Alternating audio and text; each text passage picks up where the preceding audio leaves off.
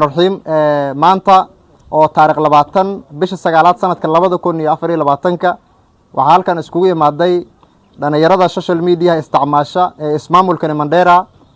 maanta shir guud ayaanu yeelanay shirkaasna waxaan ugu gol leeyahay in ay dhalinyaradeenu magaalada Mandera ay noqoto hal mid ah oo aan noqono mid kuwa dheef iyo dib isla qaybsada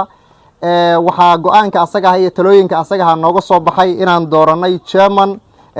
kan waxa leeyahay Nuruddin Yunus Sheikh waa ninkan hortiina ka muuqda ayaan maanta dooranay waxaan dhamaan caalamka iyo reer Mandera dhamaan u wada sheegaynaa in saacadan laga bilaabo uu chairman kan guud aad yahay